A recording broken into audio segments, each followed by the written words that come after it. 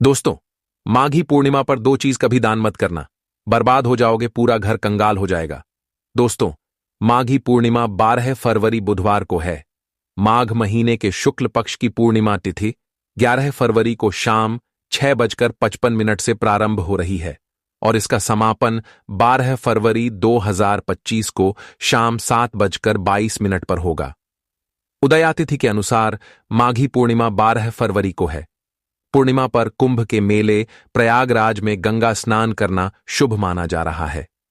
इस दिन श्रद्धानुसार दान करना चाहिए। पूर्णिमा पर पितरों का तर्पण करना चाहिए। श्रीहरि की विशेष पूजा करनी चाहिए। अब जानते हैं वह ऐसी क्या चीज है जिसे माघी पूर्णिमा पर दान नहीं करना चाहिए। इन 3 जगहों पर दान कभी मत करना, वरना धन और धर्म दोनों चले जाएंगे। नहीं तो घर में कंगाली और गरीबी आ जाएगी। किसी सदस्य की मृत्यु भी हो सकती है। दर्शक बंधुओं, आज की कहानी बहुत ही जीवन उपयोगी है। इस कहानी को अगर आपने ध्यान से सुन लिया तो आपका पैसा कभी व्यर्थ नहीं जाएगा और न जीवन में कभी आपका पतन होगा। तो दोस्तों, कौन सी ऐसी वस्तु है जिस वस्तु को यदि दान में दे तो दान देने वाला कंगाल हो जाता है? किए गए उस दान का फल उसे दंड के रूप में भोगना पड़ता है। तो चलिए आज की कहानी शुरू करते हैं। मित्रों, अवंती राज्य के जंगलों में एक नाग और नागिन रहते थे। दोनों के बीच बड़ा ही गहरा प्रेम था। दोनों एक पहाड़ी पर प्रेम पूर्वक रहते थे। एक दिन की बात है, नागिन अपने भोजन की तलाश में जंगल में घूमने के लिए निकल गई। जंगल में पहुंचने पर एक जगह उसने देखा कि एक गोबर खाने वाला कीड़ा जो देखने में बहुत बड़ा था। नागिन ने सोचा कि आज भोजन में हमें कुछ मिला तो है नहीं, क्यों ना आज इस कीड़े को ही खाकर अपना पेट भर लूं। इतना सोचने के बाद वह सर्पिणी उस कीड़े के पास जाती है। सर्पिणी उस कीड़े को अपना शिकार बनाने ही वाली थी कि उसी समय वो कीड़ा एक मनुष्य के रूप में बदल जाता है। उसने देखा कि कीड़ा एक दिव्य राजा के रूप में परिवर्तित हो गया। यह देखकर वो नागिन बड़ी हैरान थी। राजा तो वहां से चला गया और नागिन वहां से भोजन की व्यवस्था करके अपने नाग के पास लौट आती है। दर्शक बंधु, नागिन ने यह बात अपने पति नाग से कही कि हे स्वामी, आज मैंने जंगल में एक बड़ी ही विचित्र घटना देखी है जिसे देखकर मैं बहुत आश्चर्यचकित हूं। नाग ने पूछा, ऐसा तुमने क्या देख लिया जिसे तुम विचित्र बता रही हो? तब नागिन कहती हैं, हे स्वामी, आज मैं जब भोजन के लिए जंगल में गई तो मैंने एक जगह पर एक बड़े ही विशाल शरीर वाले कीड़े को देखा। मैंने सोचा कि उस कीड़े को अपना भोजन बना लूं। जैसे ही मैं उस पर आक्रमण करने के लिए आगे बढ़ी तो वो कीड़ा एक राजा के रूप में बदल गया। ये बात मेरे समझ में नहीं आई कि अगर वो कीड़ा था तो राजा कैसे बन गया। अगर वो कोई राजा था तो फिर वो कीड़ा क्यों बना? नागिन की यह बात सुनकर के नाग बहुत जोर से हंसता हुआ कहने लगा, हे प्रिय, मुझे लगता है कि जंगल में आज तुमने राजा धर्मध्वज को देख लिया है, जो इसी देश का राजा है। नाग की बात सुनकर के नागिन और भी ज्यादा हैरान होती है। पूछने लगी, हे महाराज, राजा धर्मध्वज ने ऐसे कौन से बुरे कर्म कर दिए जो उसे कीड़ा बनना पड़ गया? वो इस तरह की अधम गति को क्यों प्राप्त हुआ? हमने तो सुना है कि हमारे अवंती के महाराज तो बड़े धर्मात्मा है, बिना दान पुण्य किए तो वे भोजन भी नहीं करते हैं। फिर उनसे ऐसा कौन सा पाप बन गया? तब नाग कहता है, हे भद्रे राजा, धर्मध्वज का यही स्वभाव तो उनके लिए मुसीबत बन गया कि वे अत्यंत दानी धर्मात्मा हैं। उन्होंने कुछ ऐसा दान कर दिया जिसके कारण राजा धर्मध्वज को कीड़े की योनि भोगनी पड़ी। तब नागिन कहने लगी, महाराज, मेरी समझ में कुछ नहीं आया, मुझे विस्तार से समझाइए कि राजा धर्मध्वज के साथ ऐसा कैसे हो गया। तब नाग कहता है, हे प्रिय, ध्यान से सुनो कि दान धर्म करने वाला राजा इस कीट योनि को कैसे प्राप्त हुआ। प्राचीन समय की बात है और इस प्रसिद्ध नगरी अवंतिका में एक महादानी राजा धर्मध्वज राज किया करता था। राजा धर्मध्वज इतने बड़े दानी थे कि जब तक वे अपने द्वार पर आए हुए भूखे, भिखारी और याचकों को भोजन नहीं करा देते थे, तब तक स्वयं भी भोजन नहीं करते थे। ये उनका रोज का नियम था। पूरे राज्य में उनकी खूब प्रशंसा होती थी। नाग बोला है, नागिन, वो राजा तो बड़ा धर्मात्मा था, पर उसके दान धर्म करने का भी एक नियम था। वो एक निश्चित समय तक ही दान बांटता था। राजा धर्मध्वज सुबह 10 बजे से दान बांटना शुरू करता था और सूर्यास्त होते होते दान देना बंद कर देता था। सूर्यास्त के बाद अगर कोई उसके यहां आ जाता था तो वो उसे दान नहीं देता था, बल्कि अगले दिन आने के लिए कहता था। राजा की ख्याति धीरे धीरे देश विदेशों में फैल चुकी थी। राजा धर्मध्वज बड़ा ही महादानी राजा था। अब तो हर रोज उसके द्वार पर याचकों की भीड़ लगी रहती थी। वो प्रत्येक दीनहीन को दोनों हाथों की अंजुली में जितनी स्वर्ण मुद्राएं आती थीं उतना धन दे देते थे। सभी याचक राजा की जय जयकार करते हुए चले जाते थे। मित्रों, उसी अवंतिका नगरी में एक किसी गांव में जंगल के आसपास एक ब्राह्मण परिवार निवास करता था। ब्राह्मण बड़ा ही तपस्वी था। उसकी पत्नी और वे दोनों बड़े आराम से अपना जीवन यापन करते थे। दोनों की स्थिति बहुत ही गरीब थी, परंतु ब्राह्मण बड़ा तपस्वी था। वो कहीं भिक्षाटन के लिए नहीं जाता था। उसे अपनी मेहनत से जो कुछ भी मिलता था उसी को खाकर अपना समय काट लेता था और उसके बाद अपना समय ईश्वर भजन में बिताता था। एक दिन ब्राह्मण की पत्नी ने अपने पड़ोस में जाकर किसी के मुंह से सुना कि महाराज धर्मध्वज बड़े ही दानी राजा है। ब्राह्मणी पड़ोसन से यह बात सुनकर आई और अपने पति से आकर कहने लगी कि हे पतिदेव, मैंने सुना है कि अवंतिका के राजा धर्मध्वज बड़े ही दानी राजा है। उनके द्वार से आज तक कोई निराश लौट कर नहीं गया है। क्यों ना आप भी महाराज के दरबार में चले जाइए और राजा से दान ले आना। राजा जो धन हमको देंगे उससे हमारी सारी गरीबी मिट जाएगी। ये बात जब ब्राह्मण ने सुनी तो कहने लगा, देखिए, मेरी जिंदगी का आधा भाग तो बीत चुका है और आधी जिंदगी शेष बची है। वो भी मैं जैसे तैसे काट लूंगा, पर मैं किसी के द्वार पर हाथ फैलाने नहीं जाऊंगा। तब ब्राह्मणी बोली कि महाराज, आप कैसी बातें करते हो? जब आपका राजा दान दे रहा है तो प्रजा को दान लेने में कोई बुराई नहीं होती। और फिर हम तो ब्राह्मण ही है, हमारा धर्म है दान लेना। मैं कहती हूं कि तुम राजा के पास अवश्य जाओ। अपने परिवार का अच्छे से पालन पोषण करने की जिम्मेदारी हर गृहस्थ की बनती है। हर गृहस्थ व्यक्ति का यह धर्म है कि वो अपने परिवार को सुखी रखे, उसे हर सुख सुविधा प्रदान करें। जो लोग ऐसा नहीं करते हैं उन्हें भी परिवार का भरण पोषण न करने के कारण पाप लगता है। मित्रों, यह बात जब ब्राह्मण ने सुनी तो ब्राह्मण कहने लगा, ठीक है, यदि तुम कहती हो तो मैं अवश्य राजा के दरबार में जाऊंगा। मित्रों, पत्नी के आग्रह पर ब्राह्मण देव राजा धर्म ध्वज के दरबार के लिए चल दिए। शाम का समय था। चलते चलते ब्राह्मण को शाम हो गई। इधर राजा धर्मध्वज के दान देने का एक निर्धारित समय था। उस दिन राजा के दरबार में जितने भी याचक आए थे वे सब दान लेकर जा चुके थे। अब राजा का दान देने का समय समाप्त हो चुका था। सभी दान पेटिकाओं पर ताले लगा दिए गए थे। इधर ब्राह्मण बड़ी दूर से राजा के पास पैदल चलकर आया था, लेकिन उसके आते आते सूर्यास्त हो चुका था। अब महाराज ने दान देना बंद कर दिया। वे अपनी दान पेटिका बंद करके राजमहल को जा रहे थे। उसी समय रास्ते में ब्राह्मण उनके मार्ग में आ जाता है और कहने लगा, महाराज, मैंने सुना है आप हर दिन गरीब को दान देते हो। मैं भी एक गरीब ब्राह्मण हूं और काफी दूर से चलकर पैदल तुम्हारे द्वार पर आया हूं। कृपया मुझे भी दान दीजिए।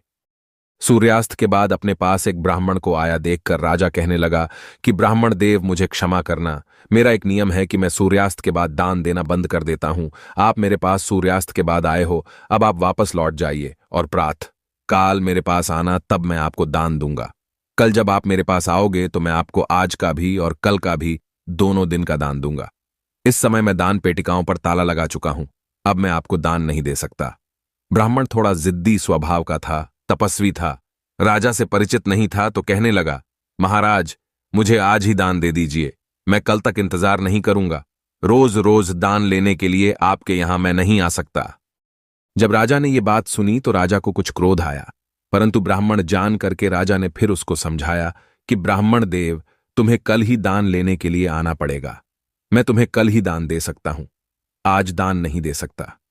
फिर ब्राह्मण बोला कि नहीं महाराज, मैं दान केवल आज ही लूंगा, कल मैं आपके पास नहीं आऊंगा। ये बात राजा को कुछ अच्छी नहीं लगी। राजा क्रोध में आया और क्रोधित होकर के राजा ने वहां कुछ घोड़ों की लीक पड़ी थी, क्योंकि राजा चलते चलते घोड़ों के अस्तबल के पास आ पहुंचा था। वहीं एक जगह घोड़ों की लीक पड़ी थी। राजा ने देखा कि ब्राह्मण आज ही दाल लेने की हट कर रहा है, तो दान के रूप में राजा ने घोड़े की लीक उठाकर ब्राह्मण के कमंडल में डाल दी। उसकी दोनों मुट्ठी में जितनी लीक आई उतनी लीक उठाकर ब्राह्मण को देने लगा। ब्राह्मण ने भी सम्मान से अपना जो भिक्षा पात्र था वो आगे कर दिया। राजा ने ब्राह्मण के कमंडल में लीक डाल दी। ब्राह्मण उस लीक को लेकर सम्मान से अपने घर की ओर चल देता है। इधर घर पर उसकी पत्नी इंतजार कर रही थी। हमारे ब्राह्मण देव राजा से दान लेकर आते थे। ब्राह्मणी तो सोच रही थी कि राजा साहब उन्हें सोने की मोहरें देगा, हमारी सारी दरिद्रता मिट जाएगी। मित्रों, उधर जब ब्राह्मण को आता देखा तो ब्राह्मण पत्नी बड़ी प्रसन्न होती है और ब्राह्मण से कहने लगी कि हे पतिदेव, आज महाराज ने आपको कितना दान दिया है। मैं तुमसे कहती थी ना कि महाराज के दरबार में जाओ, महाराज हमारी गरीबी मिटा देंगे। ये बात सुनकर के ब्राह्मण बोले, देवी दान देने वाले ने दान दे दिया और मैंने उसे ले भी लिया।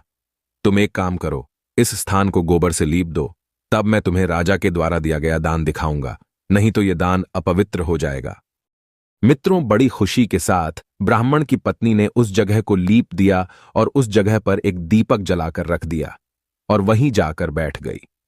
उसके बाद ब्राह्मण देव ने वो लीग से भरा हुआ पात्र अपनी ब्राह्मणी को दे दिया।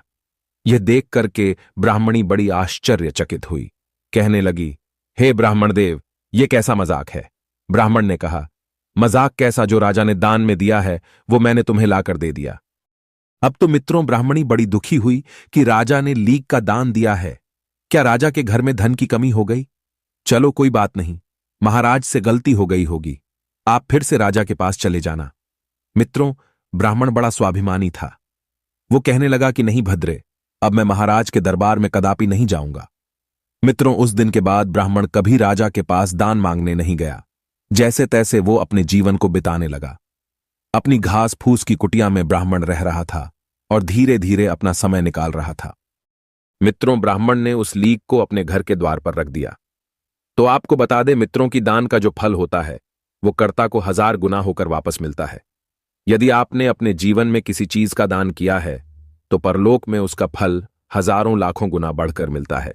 राजा ने जो लीक का दान किया था वो लीक भगवान की कृपा से दिन दोगुनी रात चौगुनी बढ़ने लगी।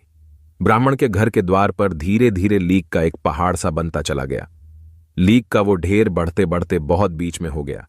जैसे ब्याज की दर धीरे धीरे बढ़ती चली जाती है, उसी तरह राजा के दान का फल बढ़ता जा रहा था।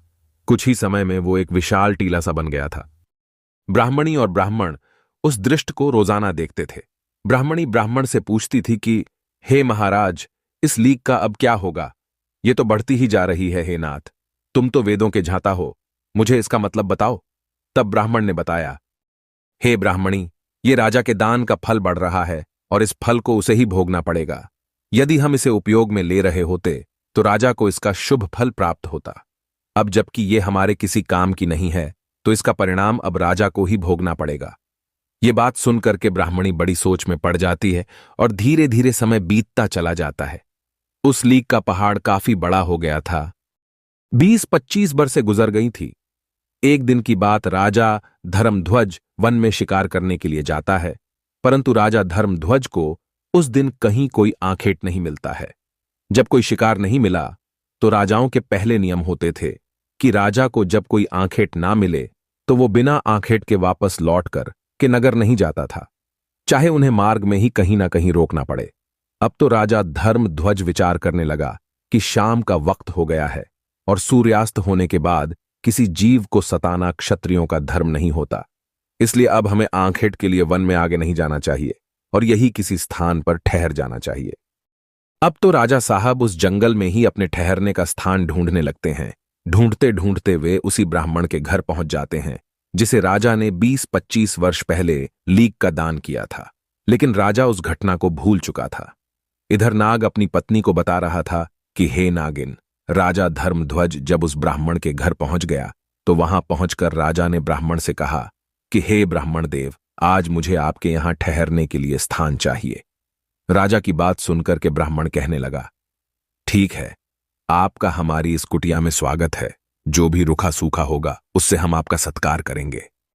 मित्रों, राजा को ब्राह्मण पहचान नहीं पाया। उस रात राजा धर्मध्वज उसी ब्राह्मण की कुटिया पर ठहर जाता है। जो भी ब्राह्मण की कुटिया में रूखा सूखा भोजन था उससे ही ब्राह्मण ने राजा का आतिथ्य सत्कार किया। इस प्रकार से भोजन करने के बाद राजा ने रात वही बिताई और इधर जब सवेरा होता है तो राजा की नजर ब्राह्मण की कुटिया के बाहर उसी लीक के ढेर पर पहुंच जाती है जो अब एक पहाड़ के रूप में बन गया था। उस लीक के पहाड़ को देखकर राजा ब्राह्मण से पूछने लगा कि हे ब्राह्मण देव, आपकी इस छोटी सी घास फूस की कुटिया के बाहर ये लीड का ढेर कैसा बना हुआ है, जबकि आपकी कुटिया में तो कोई घोड़ा ही नहीं है? क्या वास्तव में आपके पास इतने सारे घोड़े हैं? तब ब्राह्मण ने उत्तर दिया, भैया, हम तो पूजा पाठ तप साधना करने वाले ब्राह्मण हैं, हमें भला घोड़ों से क्या काम? तो राजा कहने लगा, फिर आपके घर के बाहर ये लीक का पहाड़ कैसे हैं? तब ब्राह्मण उसे समझाते हुए कहते हैं कि देखिए, तुम यदि जानना चाहते हो कि ये लीक का पहाड़ क्यों है, तो इसके पीछे एक बहुत बड़ा रहस्य छुपा हुआ है। मित्रों, अब तो उस रहस्य को जानने की राजा की उत्सुकता बढ़ चली। ब्राह्मण बोला, हे मुसाफिर, 20-25 साल पहले की बात है। मेरी पत्नी ने मुझे जबरदस्ती राजा के यहां दान लेने के लिए भेजा था। इस अवंती देश का जो राजा है, वो बड़ा ही दानी धर्मात्मा है। वो रोजाना 1.25 मन सोने का दान करता है। तो अपनी पत्नी के कहने पर मैं राजा के पास दान लेने चला गया। मेरे पहुंचने पर पता नहीं राजा ने क्यों मुझे दान देने से इनकार कर दिया। इसके पीछे की वजह तो मैं नहीं जानता हूं कि राजा ने ऐसा क्यों किया। जब मैं उसे दान लेने की जिद कर रहा था, तो वो मुझे अगले दिन आने को कह रहा था, लेकिन मैंने राजा की बात नहीं मानी। जब मैं दान लेने की जिद करने लगा, तो राजा ने क्रोध में आकर मेरे कमंडल में घोड़े की लीग उठाकर डाल दी। मैंने राजा का वो दान स्वीकार कर लिया। मैं उसे सम्मान सहित लेकर के अपने घर चला आया और मैंने उस लीग को यहां रख दिया, क्योंकि वो लीग मेरे कुछ काम की नहीं थी और दान की वस्तु को मैं कहीं फेंकना नहीं चाहता था। तो राजा ने पूछा, हे ब्राह्मण देव, राजा ने तो तुम्हें थोड़ी सी लीग दान में दी होगी, पर यह तो इतना बड़ा पहाड़ कैसे बन गया? तब ब्राह्मण ने समझाया, हे भाई, हमारे वेद पुराण ये कहते हैं कि अगर कोई दान देने वाला जितना दान देता है, उसका 1000 गुना फल उसको वापस मिलता है। राजा का वो दान समय के साथ हजारों गुना बढ़कर जमा हो गया है। अब अपने उस दान का फल राजा को खुद ही भोगना पड़ेगा, क्योंकि इसे हमने अपने उपयोग में नहीं लिया। तब नाग बोला, हे नागिन, ब्राह्मण की ये बात सुनकर के राजा के रोंगटे खड़े हो जाते हैं। उसके पैरों के नीचे से जमीन खिसक जाती है। राजा तो इस बात को भूल चुका था, लेकिन ब्राह्मण के बताने पर राजा को भी सारी बातें याद आ जाती हैं कि मैंने ही ये लीग एक ब्राह्मण को दान में दी थी। अब तो राजा बहुत ज्यादा घबरा गया। दोनों हाथ जोड़ करके ब्राह्मण से पूछने लगा कि हे ब्राह्मण देव, राजा इसका फल कैसे भोगेगा? मुझे इतनी बात और बता दो। ब्राह्मण ने कहा, देखो, ये लीग का ढेर अब उसी राजा को खाना पड़ेगा। जब तक वो इसे खा नहीं लेता, तब तक ये बढ़ता रहेगा। ब्राह्मण की बात सुनकर राजा की आत्मा कांप गई। उसने सारी बात बता दी कि मैं ही अवंती का राजा हूं, जिसने आपको लीग का दान किया था। अब आप मुझे क्षमा करें और मुझे इतना उपाय जरूर बता दें कि मेरा उद्धार कैसे होगा। मैं इस इतने बड़े विशाल लीग के पहाड़ को कैसे खा पाऊंगा? ये तो बहुत बड़ा ढेर हो गया है, इसका कोई उपाय तो होगा। जब राजा ने अपनी पहचान बताई, तो ब्राह्मण राजा को पहचान गया और कहने लगा, यदि तुम ही वो राजा हो, तो इसका परिणाम तो तुम्हें भोगना ही पड़ेगा, क्योंकि दान देने वाला यदि किसी ऐसी वस्तु का दान देता है जो वस्तु अनुपयोगी है, जो वस्तु अखाद्य है, जिस वस्तु को दान में दिया जा रहा है वो दान पाने वाले के किसी काम की नहीं है, तो उस दान की गई वस्तु का फल व्यर्थ जाता है। लेकिन तुमने मुझे जानबूझकर ऐसी वस्तु दी थी जिसका फल बढ़कर अब 1000 गुना हो गया है। अब ये आपको ही भोगना पड़ेगा। मित्रों, ये सुनकर राजा ब्राह्मण के चरणों में गिर जाता है। राजा कहने लगा, हे ब्राह्मण देव, मुझे आप ही कोई उपाय बताइए। ये मेरा पाप कैसे नष्ट हो सकता है? तो ब्राह्मण ने बताया, अपने किए का फल तो भोगना ही पड़ेगा। यदि तुम इस लीग को खाने से बचना चाहते हो, तो एक दूसरा उपाय मैं तुम्हारे लिए बताता हूं। यदि तुम उस उपाय को कर लेते हो, तो ये लीग तुम अकेले खाने से बच जाओगे। इसमें फिर बहुत सारे हिस्सेदार हो जाएंगे। यदि तुम वो उपाय नहीं करोगे, तो तुम्हें अकेले ही ये सारी खानी पड़ेगी। तब ब्राह्मण ने उपाय बताया कि हे राजन, यदि आप अपनी स्वयं ही निंदा करवाओगे, जितनी इस देश में तुम्हारी निंदा होगी, उतनी ही लीग घटकर कम हो जाएगी। तब राजा बोला, हे महाराज, मेरी निंदा भला कौन करेगा? निंदा जैसे काम तो मैंने किए ही नहीं है। मैं तो एक दानी राजा हूं, लोग मेरी प्रशंसा करते हैं। तब ब्राह्मण ने कहा कि तुम एक काम करो, तुम्हारे जो कुल पुरोहित हैं, उनकी एक परम सुंदर कन्या है। तुम उन ब्राह्मण के घर जाओ और उनकी कन्या का हाथ पकड़कर जबरदस्ती अपने घर ले जाना और उनके मांगने पर भी उस कन्या को मत लौटाना। इस प्रकार से तुम्हारी राज्य में निंदा होनी शुरू हो जाएगी।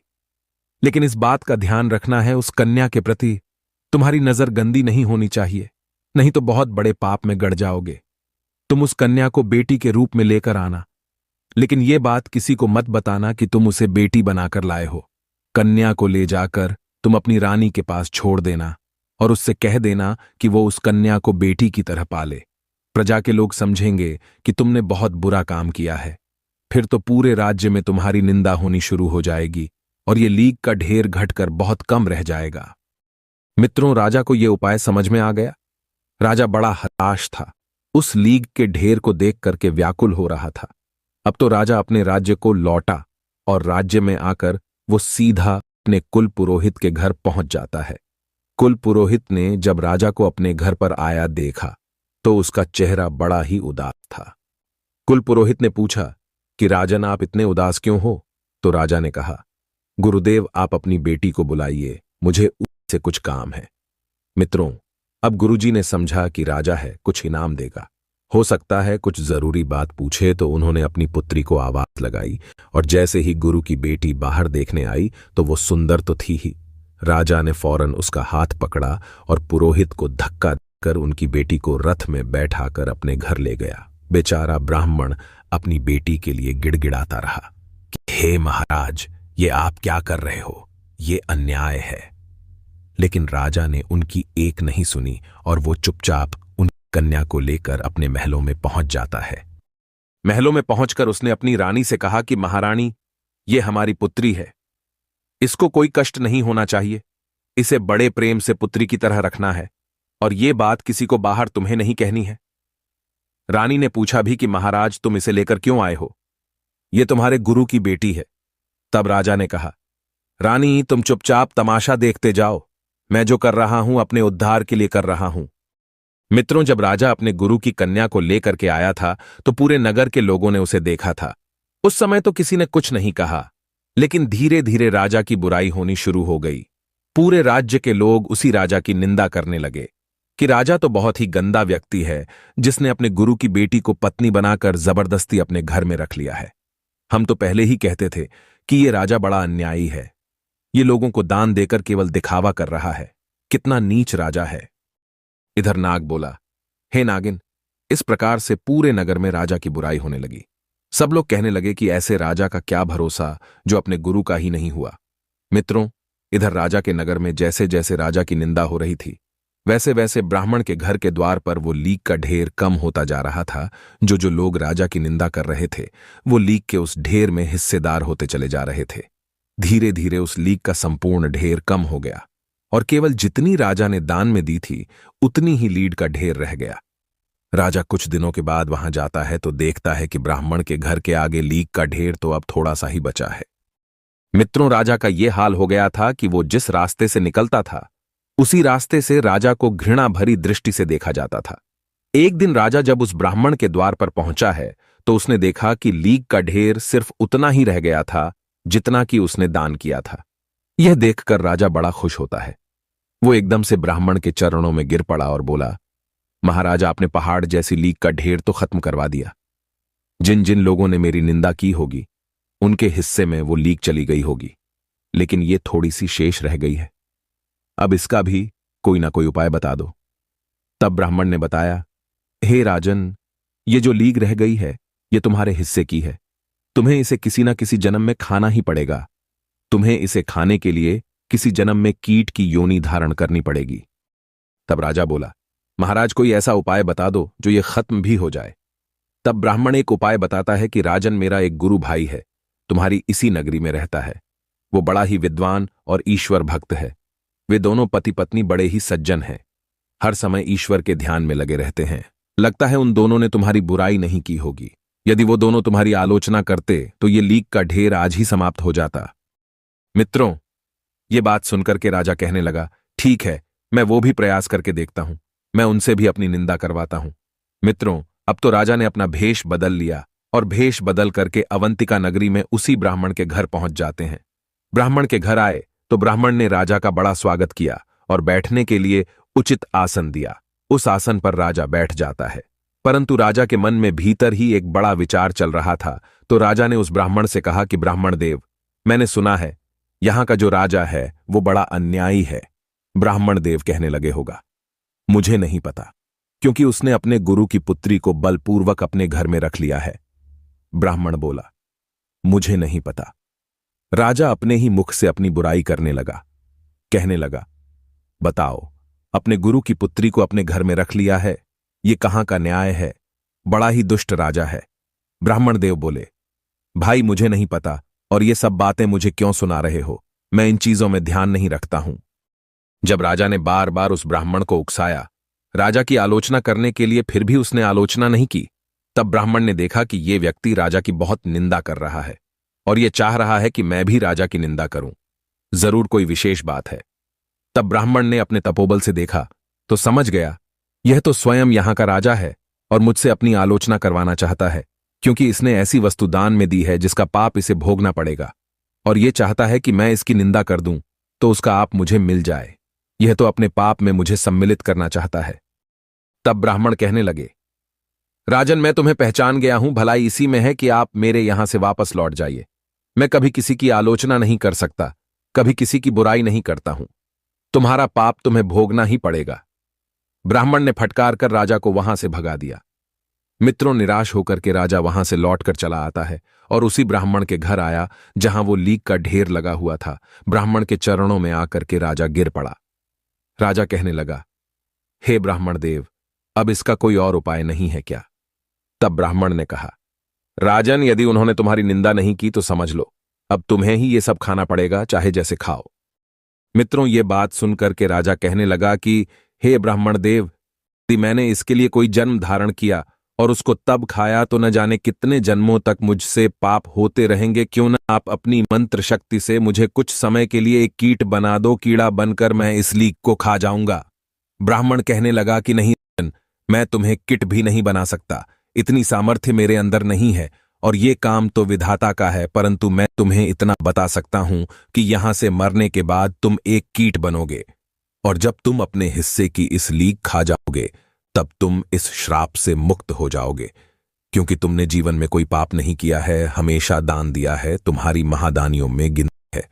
तुमने हमेशा भूखे गरीबों को दान लुटाया है, तुम्हारी महादानियों में गिनती थी। तुमने हमेशा गरीबों और भिक्षुकों को दान दिया है, परंतु तुमसे ये भूल हो गई है, इसलिए तुम्हें ये खानी ही पड़ेगी। कीट तो तुम्हें अवश्य ही बनना पड़ेगा, लेकिन इसको खाते ही तुम अपनी मानव योनि को प्राप्त हो जाओगे। मित्रों, इधर नाग अपनी नागिन को सुनाता है कि हे प्रिय, कुछ दिनों के बाद राजा धर्मध्वज की मृत्यु हो जाती है, और मृत्यु के बाद उसे गोबर खाने वाले एक कीड़े के रूप में जन्म मिलता है, और जिस जगह पर वो लीक पड़ी हुई थी उसी जगह पर वो कीड़ा जाकर के लीक खाने लगता है। धीरे धीरे कई वर्षों में उस लीक को वो कीट खा जाता है। लीक को खाते खाते वो कीड़ा बहुत बड़ा हो जाता है। खाते खाते उसने अपने हिस्से की सारी लीक समाप्त कर दी, बस थोड़े बहुत कण शेष रह गए थे। एक दिन वो कीड़ा उन्हीं कणों को खा रहा था, तो इधर नाग अपनी नागिन से कहता है, हे नागिन, तभी तुम्हारी नजर उस कीड़े पर पहुंच जाती है। उसे देखकर तुमने समझा कि मुझे भोजन मिल गया। जैसे ही तुमने उस पर आक्रमण करना चाहा, वो अपने हिस्से की सारी लीक खाकर समाप्त कर चुका था। उसी क्षण उसका पाप नष्ट हो जाता है और वो मनुष्य रूप में प्रकट हो जाता है और दिव्य देह पाकर स्वर्ग को चला जाता है। नाग बोला, हे नागिन, जरूर तुमने उसी राजा धर्मध्वज को देख लिया होगा, जिसने क्रोध में एक ब्राह्मण को लीक दान में दे दी थी, जिसके कारण वो एक कीड़े की अथम योनि में पैदा हुआ। मित्रों, कहते हैं, जो व्यक्ति अनुपयोगी वस्तु का दान देता है, परिहास वश दान देता है, क्रोध के वशीभूत होकर के दान देता है, अहंकार वश दान देता है, वो हमेशा पाप का भाग होता है। दान देने से पहले मनुष्य को अपनी अंतर आत्मा को टटोलना चाहिए। यदि दान देने की सामर्थ्य नहीं है तो दान नहीं देना चाहिए, और अगर दे तो इन बातों का ध्यान रखना चाहिए, क्योंकि आप क्रोध वश, उपहास वश और किसी अन्य उपयोगी वस्तु का दान देते हैं या भोजन कराते हैं तो बूढ़ी गाय को दान देते हैं तो देने वाला नरकगामी होता है। जब भी कोई चीज दान में दे तो ये सोच ले कि वो वस्तु उसके किसी न किसी काम में आती हो। यदि नहीं उसके काम में आती है तो वो दान नहीं कहलाएगा।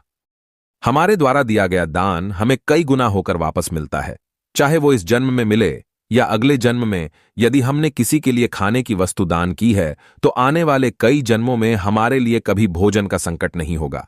यदि हमने किसी का मजाक उड़ाया है, अहंकार वश दिया है, तो उसका फल हमें कई गुना होकर भोगना पड़ता है। दर्शक बंधुओं, इस प्रकार से राजा वो लीक को खा करके ही उस पाप से छुटकारा मिला।